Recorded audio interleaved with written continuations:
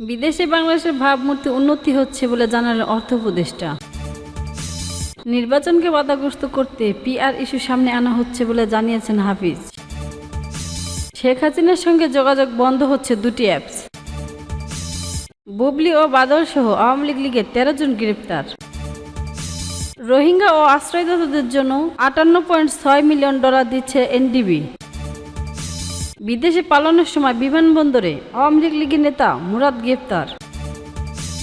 দেশের বাইরে বাংলাদেশের ভাবমূর্তির উন্নতি হয়েছে বলে দাবি করেছেন অর্থ উপদেষ্টা সালাউদ্দিন আহমেদ। সোমবার রাজধানীর পল্টনে অর্থনৈতিক বিষয়ে রিপোর্টদের সংগঠন ইআরএফ আয়োজিত আর্থিক খাতে সচ্ছলতা শীর্ষক সেমিনারে এমন মন্তব্য করেন তিনি। অর্থ উপদেষ্টা বলেন, অর্থবর্তীকালীন সরকার ভালো মন্দ মিলিয়ে কাজ করছে, তবে এদেশের বাইরে বাংলাদেশে ভাবমূর্তি অত্যন্ত ভালো। এ সময় সংবাদ প্রকাশে তথ্য যাচাই বাছাই করার উপর জোর দেন সাবেক বাণিজ্য সচিব সুভাষিস বসু। পরে সংবাদকর্মীদের প্রশিক্ষণ দক্ষতা বৃদ্ধিতে ইআরএফ ইনস্টিটিউটের উদ্বোধন করেন অর্থ উপদেষ্টা।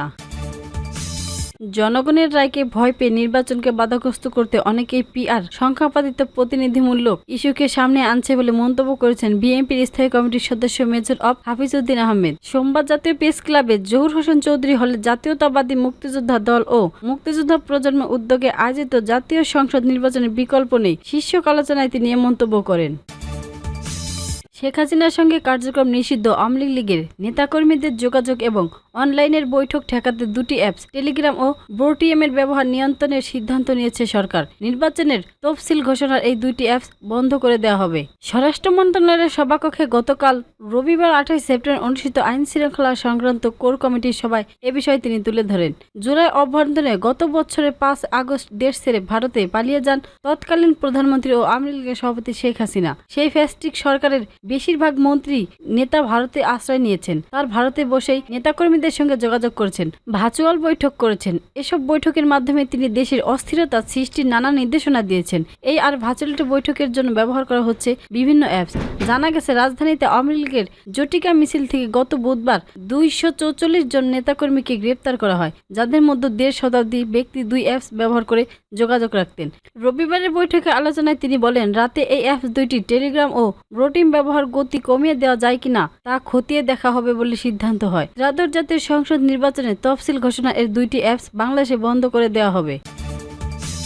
সন্ত্রাস দমন আইনের আওতায় নিষিদ্ধ আওয়ামী লীগের 2 সাবেক সংসদ সদস্য সহ 13 নেতাকর্মীকে গ্রেপ্তার করেছেন ঢাকা মহানগরী গোয়েন্দা পুলিশ ডিবি। গত 24 ঘন্টায় রাজধানীর বিভিন্ন স্থানে অভিযান চালিয়ে তাদের গ্রেপ্তার করা হয়। গ্রেপ্তারের সাবেক সংসদ সদস্যরা হলেন ব্রক্ষণবাড়িয়া 5 আসনের ফয়জুল রহমান বাদল এবং সংরক্ষিত নারী আসনের সাবেক এমপি তামান্না নুসরাত বুবলি। ডিএমপির মিডিয়া অ্যাড পাবলিক রিলেশন বিভাগের উপকমিশনার মোহাম্মদ তালেবুর রহমান জানান, সুনির্দিষ্ট অভিযোগ ও গোয়েন্দা তথ্যের ভিত্তিতে তাদের গ্রেপ্তার করা হয়েছে। তিনি বলেন, সন্ত্রাস দমন আইনের আওতায় কার্যক্রম নিষিদ্ধ আওয়ামী লীগের 2 সাবেক এমপি সহ মোট 13 জন নেতাকর্মীকে গ্রেপ্তার করেছেন ডিবি।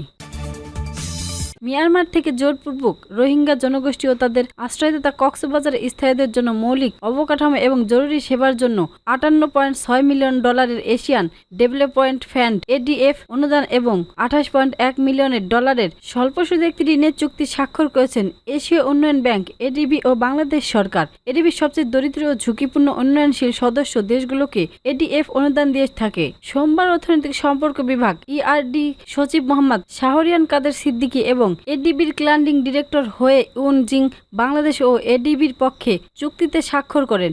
ঢাকায় ইআরডি কার্যালয়ে চুক্তি স্বাক্ষর অনুষ্ঠানের আয়োজন করা হয়। এডিবির ক্লান্ডিং ডিরেক্টর হয়ে ইউন জিং বলেন, মিয়ানমারের বাস্তুচ্যুত ও তাদের আশ্রয়দাতা স্থায়ীদের স্থিতিশীলতা ও জীবিকা নির্বাহের সুযোগ জোরদারে বাংলাদেশ সহায়তা করতে পেরে আমরা আনন্দিত। শারদীয় শিবিরগুলোর বাসিন্দা ও স্থায়ী জনগোষ্ঠীর মধ্যে সামাজিক সংহতি বৃদ্ধি করছি। তিনি আরো বলেন, নতুন এই অনুদান জরুরি সহায়তা প্রকল্পের অধীনে আমাদের পূর্ববর্তী সহায়তা ও তার অতিরিক্ত কার্যালয়ের উপর ভিত্তি করে ব্যবস্থা করা হয়েছে। 2018 সালের থেকে এডিবি বাস্তুচ্যুত ব্যক্তি ও স্থায়ী সম্প্রদায়ের উভয়ের সুবিধার্থে মোট $171.4 মিলিয়ন অনুদান এবং ঋণ প্রদান করেছেন। শীর্ষক প্রকল্পের আওতায় পানি, স্যানিটেশন ও স্বাস্থ্য, সড়ক ও সেতু, ড্রেনেজ ব্যবস্থা, খাদ্য নিরাপত্তা, বিদ্যুৎ এবং দুর্যোগ সহনশীলতা উন্নয়ন ও সম্প্রসারিত করা হবে। এই প্রকল্পের আওতায় কক্সবাজার ও ভাসানচর অঞ্চলে আশ্রয় নেওয়া রোহিঙ্গা ও আশ্রয়দাতা স্থায়ী জনগণের জন্য পৃথক পদ্ধতির মাধ্যমে তাদের বিশেষ প্রয়োজনীয়তা পূর্ণ করা হবে। প্রকল্পের মাধ্যমে কক্সবাজার সোলার পাওয়ারড সিস্টেটাইড স্থাপন ও প্রতিস্থাপন, ভাস্বরের পয়ঃনিষ্কাশন ব্যবস্থা, পূর্ণ ব্যবস্থাপনা এবং রান্নার জন্য বায়োগ্যাস উৎপাদনকে সমৃদ্ধ করা হবে। কক্সবাজার ও ভাষাঞ্চলের প্রাকৃতিক সমাধানে ডেজার্ট খাল পুনঃস্থাপন করা হবে এবং নারী, শিশু ও প্রতিবন্ধীদের জন্য সুবিধা বাড়াতে খাদ্য বিতরণ কেন্দ্র নির্মাণ করা হবে। প্রকল্পের আওতায় আশ্রয়দাতা সম্প্রদায়ের জন্য হাতিয়ার বহুমুখী সাইক্লোন শেল্টার নির্মাণ করা হবে এবং কক্সবাজারের 9টি উপজেলায় মিনি পাইলট পানি সরবরাহ ব্যবস্থা চালু করবে। এই প্রকল্পের মাধ্যমে স্থায়ী সম্প্রদায়ের জন্য হাতিয়ার বহুমুখী ঘূর্ণিঝড় আশ্রয় কেন্দ্র নির্মাণ করা হবে এবং কক্সবাজারের 9টি উপজেলা জুড়ে ক্ষুদ্র পাইপযুক্ত পানি সরবরাহ ব্যবস্থা চালু করা হবে। কক্সবাজারে ও ভাসমানের রাস্তায় উন্নয়নের ফলে গতিশীলতা ও যোগাযোগ বৃদ্ধি পাবে। বর্তমান কক্সবাজার 33টি শিবিরের মিয়ানমার থেকে আসা 10 লাখেরও বেশি বাস্তুচ্যুত মানুষ বাস করছে, যাদের মধ্যে প্রায় 75% নারী ও শিশু। নোয়াখালী জেলার ভাষাঞ্চলে 36,000-এরও বেশি স্বেচ্ছায় স্থানান্তরিত হয়েছে।